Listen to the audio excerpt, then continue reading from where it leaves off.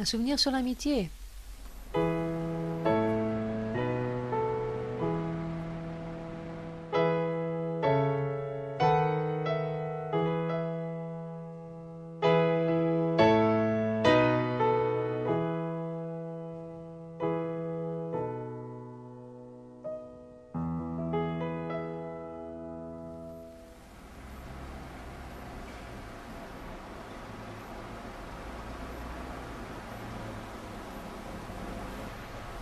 Il y a quelques années, quand j'étudiais à Paris et qu'il manquait quelques jours pour que je quitte l'appartement et que je rentre chez moi à Rennes, une chose curieuse m'est arrivée. Tu connais le Pur Café? C'était là.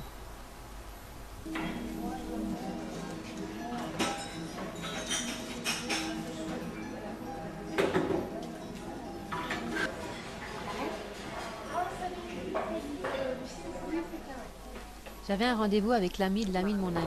Nous ne nous connaissions pas du tout. Mon ami m'avait donné un cadeau, un livre que je devais lui rendre pour qu'elle le donne à son ami. Eux, ils pouvaient pas se voir. Et pour pas l'envoyer par la poste? Bon, je sais pas.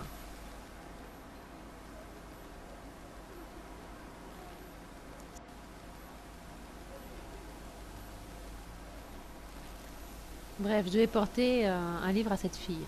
Et la seule chose que je savais d'elle, c'est qu'elle s'appelait Lucille. J'avais pensé qu'elle prendrait le livre et partirait, mais non. Elle s'est assise et on a commencé à parler. Je me rappelle pas de quoi. Mais en fait, on a parlé, et puis on s'est comprises tout de suite. C'est comme si on se connaissait depuis longtemps. Tu me comprends? Tu sais ce que je veux dire?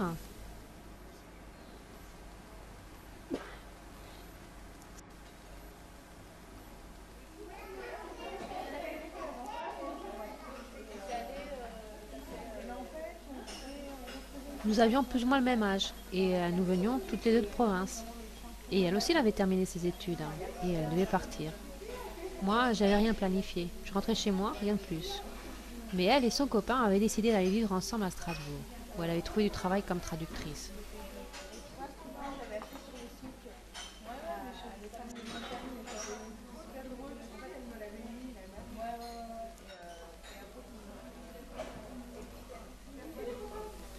Nous nous étions jamais vus à Paris, du moins consciemment. Sûrement nous avons coïncidé, un jour, pour une exposition, un musée. Peut-être que nous avons vu le même film, le même jour, dans le même cinéma. Qui sait? Peut-être que nos métros s'étaient arrêtés l'un à côté de l'autre. Qui sait?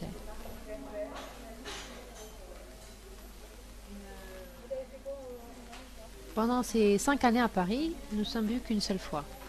Je sais pas pourquoi, peut-être le fait de penser qu'on se verrait jamais plus, on a parlé tout de suite. Chose personnelle, intime. Ouais, pas grand-chose, hein. Elle m'a dit qu'elle avait peur. Je sais pas, de tout. Son nouveau travail, sa nouvelle vie. Sa décision d'aller vivre avec son copain, bien sûr.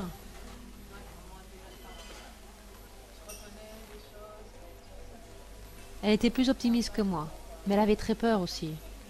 Moi, quand je pense à ces années où j'étudiais à Paris, je me rends compte que j'étais très seule, désorientée. Je me suis jamais fait des amis, des vrais amis, seulement quelques connaissances, à qui je passais un coup de fil pour sortir, pour dîner. En fait, je me souviens de cette époque-là, et surtout les derniers jours comme la fin d'une étape. Je ne sais pas. Je savais pas comment terminer.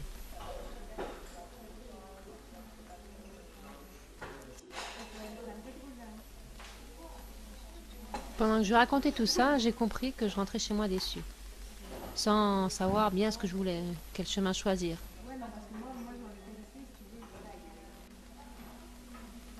Pour moi, c'était très difficile de décider, c'était pas facile, hein. Et elle ne le sait pas, mais cette conversation-là m'a beaucoup aidée. C'est pour ça que ce souvenir est très important pour moi. Après cette conversation, je me suis posé des questions sur ma vie. Et quand je suis sortie du café, j'ai compris deux choses. La première, que Lucie et moi, nous étions deux personnes très semblables. Toutes les deux, nous avons travaillé pour payer nos études. Toutes les deux, nous avons habité dans des chambres de bonne. Et toutes les deux, nous étions loin de chez nous.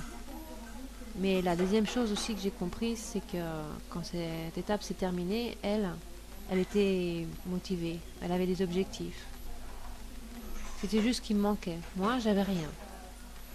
Et jusqu'au jour de cette conversation, en fait, je ne savais pas.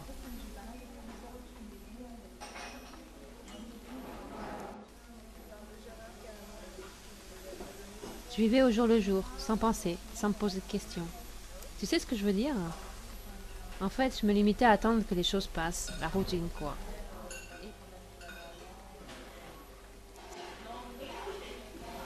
Et puis, je me rends compte que tout ça c'était fini. Et je me suis fait une montagne de tout. Cet après-midi-là, cette conversation, c'était comme un point à la ligne. J'ai compris que j'avais rien. Que rentrer chez moi, ça serait faire un retour en arrière. Et puis avec le temps, j'ai compris que ce rendez-vous avec cette fille, ça représentait plus pour moi que beaucoup de moments que j'ai passés avec mes amis.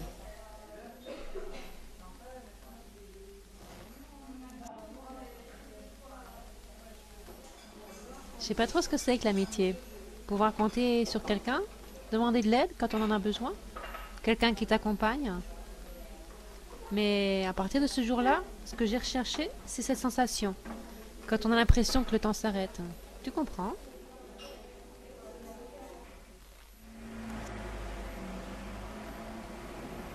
Si, quand une conversation sincère te permet de réfléchir sur toi, de te faire avancer. Avec Lucille, on n'a pas été amis, mais en parlant avec elle, j'ai trouvé l'essentiel. Et j'ai un souvenir de ce que devrait être l'amitié.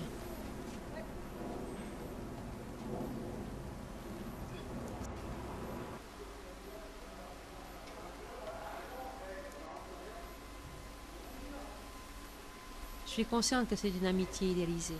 Mais finalement, on fait tous, non? D'idéaliser l'amitié.